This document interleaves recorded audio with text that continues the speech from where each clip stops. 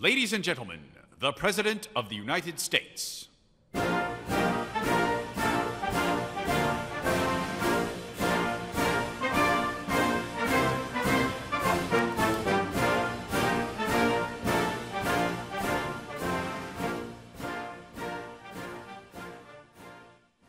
Thank you very much. Thank you. Please be seated. Vice President Pence, Secretary of State Tillerson, members of the Cabinet, General Dunford, Deputy Secretary Shanahan, and Colonel Duggan. Most especially, thank you to the men and women of Fort Myer and every member of the United States military at home and abroad.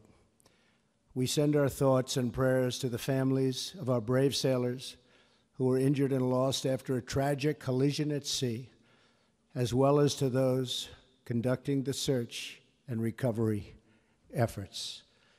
I am here tonight to lay out our path forward in Afghanistan and South Asia. But before I provide the details of our new strategy, I want to say a few words to the service members here with us tonight, to those watching from their posts, and to all Americans listening at home. Since the founding of our republic, our country has produced a special class of heroes whose selflessness, courage, and resolve is unmatched in human history. American patriots from every generation have given their last breath on the battlefield for our nation and for our freedom. Through their lives, and though their lives were cut short, in their deeds they achieved total immortality. By following the heroic example of those who fought to preserve our republic, we can find the inspiration our country needs to unify, to heal, and to remain one nation under God. The men and women of our military operate as one team with one shared mission and one shared sense of purpose.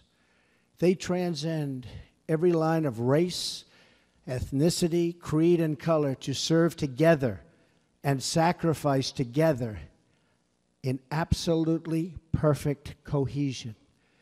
That is because all service members are brothers and sisters. They're all part of the same family. It's called the American family. They take the same oath, fight for the same flag, and live according to the same law. They are bound together by common purpose, mutual trust, and selfless devotion to our nation and to each other. The soldier understands what we as a nation too often forget, that a wound inflicted upon a single member of our community is a wound inflicted upon us all. When one part of America hurts, we all hurt. And when one citizen suffers an injustice, we all suffer together. Loyalty to our nation demands loyalty to one another. Love for America requires love for all of its people. When we open our hearts to patriotism, there is no room for prejudice, no place for bigotry, and no tolerance for hate. The young men and women we send to fight our wars abroad deserve to return to a country that is not at war with itself at home. We cannot remain a force for peace in the world if we are not at peace with each other. As we send our bravest to defeat our enemies overseas, and we will always win, let us find the courage to heal our divisions within. Let us make a simple promise to the men and women we ask to fight in our name, that when they return home from battle, they will find a country that has renewed the sacred bonds of love and loyalty that unite us together as one. Thanks to the vigilance and skill of the American military and of our many allies throughout the world, horrors on the scale of September 11th, and nobody can ever forget that, have not been repeated on our shores. But we must acknowledge the reality I am here to talk about tonight, that nearly 16 years after September 11th attacks, after the extraordinary sacrifice of blood and treasure, the American people are weary of war without victory. Nowhere is this more evident than with the war in Afghanistan, the longest war in American history, 17 years. I share the American people's frustration. I also share their frustration over a foreign policy that has spent too much time, energy, money, and most importantly, lives, trying to rebuild countries in our own image instead of pursuing our security interests above all other considerations. That is why, shortly after my inauguration, I directed Secretary of Defense Mattis and my national security team to undertake a comprehensive review of all strategic options in Afghanistan and South Asia. My original instinct was to pull out, and historically, I like following my instincts. But all my life, I've heard that decisions are much different when you sit behind the desk in the Oval Office. In other words, when you're President of the United States. So I studied Afghanistan in great detail and from every conceivable angle. After many meetings over many months, we held our final meeting last Friday at Camp David with my cabinet and generals to complete our strategy. I arrived at three fundamental conclusions about America's core interests in Afghanistan. First, our nation must seek an honorable and enduring outcome worthy of the tremendous sacrifices that have been made, especially the sacrifices of lives. The men and women who serve our nation in combat deserve a plan for victory. They deserve the tools they need and the trust they have earned to fight and to win. Second, the consequences of a rapid exit are both predictable and unacceptable. 9/11, the worst terrorist attack in our history, was planned and directed from Afghanistan because that country was ruled by a government that gave comfort and shelter to terrorists. A hasty withdrawal would create a vacuum that terrorists, including ISIS and Al-Qaeda, would instantly fill, just as happened before September 11th. And as we know, in 2011, America hastily and mistakenly withdrew from Iraq. As a result, our hard-won gains slipped back into the hands of terrorist enemies. Our soldiers watched as cities they had fought for and bled to liberate and won were occupied by a terrorist group called ISIS. The vacuum we created by leaving too soon gave safe haven for ISIS to spread, to grow, recruit, and launch attacks. We cannot repeat in Afghanistan the mistake our leaders made in Iraq. Third and finally, I concluded that the security threats we face in Afghanistan and the broader region are immense. Today, 20 U.S. designated foreign terrorist organizations are active in Afghanistan and Pakistan, the highest concentration in any region, anywhere in the world. For its part, Pakistan often gives safe haven to agents of chaos, violence, and terror.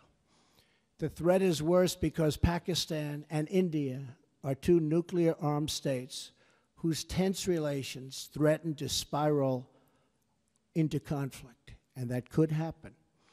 No one denies that we have inherited a challenging and troubling situation in Afghanistan and South Asia, but we do not have the luxury of going back in time and making different or better decisions. When I became president, I was given a bad and very complex hand, but I fully knew what I was getting into, big and intricate problems. But one way or another, these problems will be solved. I'm a problem solver. And in the end, we will win. We must address the reality of the world as it exists right now, the threats we face, and the confronting of all of the problems of today, and extremely predictable consequences of a hasty withdrawal. We need look no further than last week's vile, vicious attack in Barcelona to understand that terror groups will stop at nothing to commit the mass murder of innocent men, women, and children. You saw it for yourself. Horrible. As I outlined in my speech in Saudi Arabia 3 months ago, America and our partners are committed to stripping terrorists of their territory, cutting off their funding, and exposing the false allure of their evil ideology. Terrorists who slaughter innocent people will find no glory in this life or the next. They are nothing but thugs and criminals and predators and, that's right, losers. Working alongside our allies, we will break their will, dry up their recruitment, keep them from crossing our borders, and yes, we will defeat them, and we will defeat them handily. In Afghanistan and Pakistan, America's interests are clear. We must stop the resurgence of safe havens that enable terrorists to threaten America. And we must prevent nuclear weapons and materials from coming into the hands of terrorists and being used against us or anywhere in the world, for that matter. But to prosecute this war, we will learn from history. As a result of our comprehensive review, American strategy in Afghanistan and South Asia will change dramatically in the following ways. A core pillar of our new strategy is a shift from a time-based approach to one based on conditions. I've said it many times, how counterproductive it is for the United States to announce in advance the dates we intend to begin or end military options. We will not talk about numbers of troops or our plans for further military activities. Conditions on the ground, not arbitrary timetables, will guide our strategy from now on. America's enemies must never know our plans or believe they can wait us out. I will not say when we are going to attack, but attack we will. Another fundamental pillar of our new strategy is the integration of all instruments of American power, diplomatic, economic, and military, toward a successful outcome. Someday, after an effective military effort, perhaps it will be possible to have a political settlement that includes elements of the Taliban in Afghanistan. But nobody knows if or when that will ever happen. America will continue its support for the Afghan government and the Afghan military as they confront the Taliban in the field. Ultimately, it is up to the people of Afghanistan to take ownership of their future, to govern their society, and to achieve an everlasting peace. We are a partner and a friend, but we will not dictate to the Afghan people how to live or how to govern their own complex society. We are not nation building again. We are killing terrorists. The next pillar of our new strategy is to change the approach and how to deal with Pakistan. We can no longer be silent about Pakistan's safe havens for terrorist organizations, the Taliban, and other groups that pose a threat to the region and beyond. Pakistan has much to gain from partnering with our effort in Afghanistan. It has much to lose by continuing to harbor criminals and terrorists. In the past, Pakistan has been a valued partner. Our militaries have worked together against common enemies. The Pakistani people have suffered greatly from terrorism and extremism. We recognize those contributions and those sacrifices. But Pakistan has also sheltered the same organizations that try every single day to kill our people. We have been paying Pakistan billions and billions of dollars. At the same time, they are housing the very terrorists that we are fighting. But that will have to change, and that will change immediately.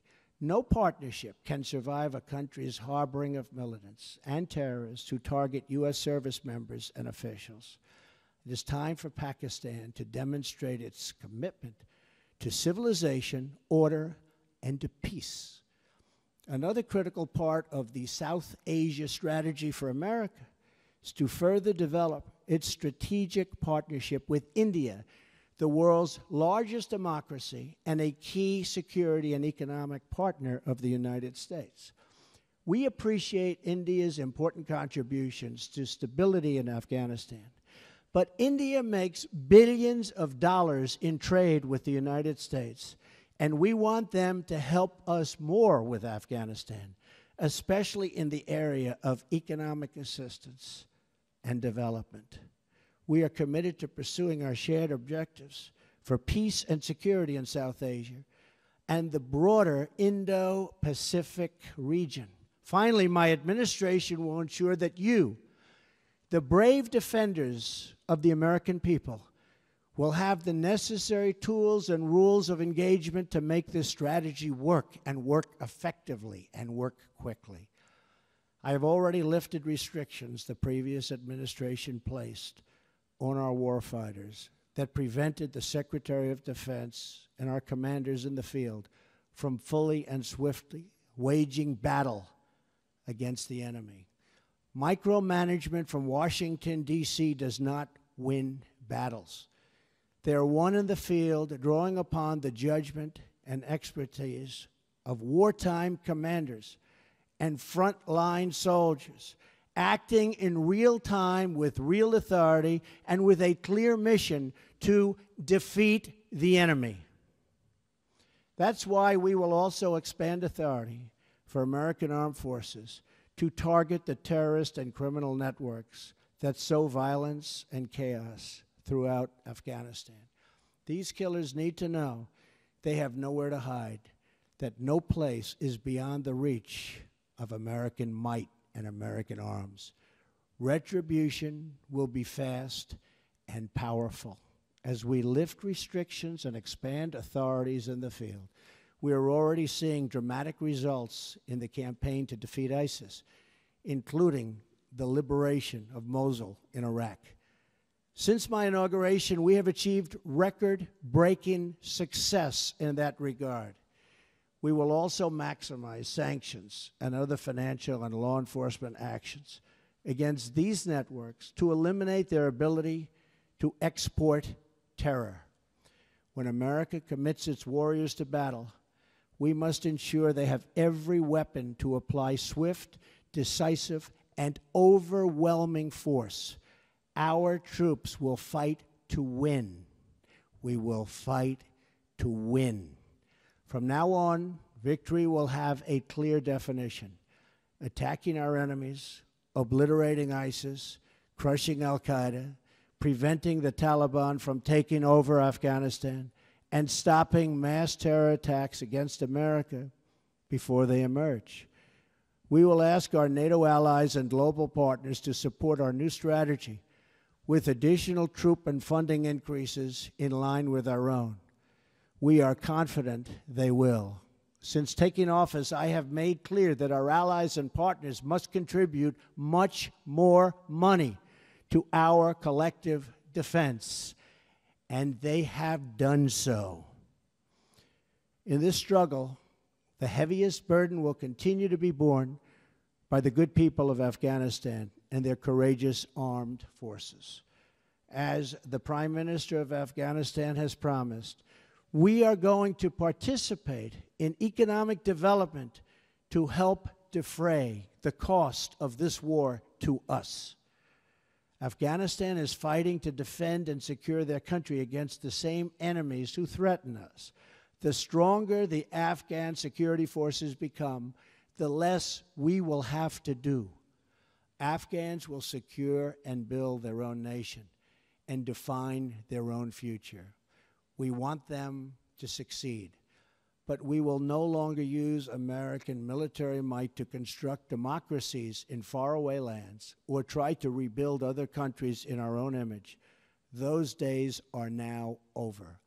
Instead, we will work with allies and partners to protect our shared interests. We are not asking others to change their way of life, but to pursue common goals that allow our children to live better and safer lives. This principled realism will guide our decisions moving forward. Military power alone will not bring peace to Afghanistan or stop the terrorist threat arising in that country. But strategically applied force aims to create the conditions for a political process to achieve a lasting peace. America will work with the Afghan government as long as we see determination and progress. However, our commitment is not unlimited, and our support is not a blank check. The government of Afghanistan must carry their share of the military, political, and economic burden. The American people expect to see real reforms, real progress, and real results. Our patience is not unlimited. We will keep our eyes wide open. In abiding by the oath I took on January 20th, I will remain steadfast in protecting American lives and American interests. In this effort, we will make common cause with any nation that chooses to stand and fight alongside us against this global threat. Terrorists, take heed. America will never let up until you are dealt a lasting defeat. Under my administration, many billions of dollars more is being spent on our military, and this includes vast amounts being spent on our nuclear arsenal and missile defense. In every generation, we have faced down evil, and we have always prevailed. We prevailed because we know who we are and what we are fighting for. Not far from where we are gathered tonight, hundreds of thousands of America's greatest patriots lay in eternal rest at Arlington National Cemetery. There is more courage, sacrifice, and love in those hallowed grounds than in any other spot on the face of the earth. Many of those who have fought and died in Afghanistan enlisted in the months after September 11th, 2001. They volunteered for a simple reason. They loved America, and they were determined to protect her. Now we must secure the cause for which they gave their lives. We must unite to defend America from its enemies abroad. We must restore the bonds of loyalty among our citizens at home. And we must achieve an honorable and enduring outcome worthy of the enormous price that so many have paid. Our actions, and in months to come, all of them, will honor the sacrifice of every fallen hero, every family who lost a loved one, and every wounded warrior who shed their blood in defense of our great nation. With our resolve, we will ensure that your service and that your families will bring about the defeat of our enemies and the arrival of peace. We will push onward to victory with power in our hearts, courage in our souls, and everlasting pride in each and every one of you. Thank you. May God bless our military, and may God bless the United States of America. Thank you very much. Thank you.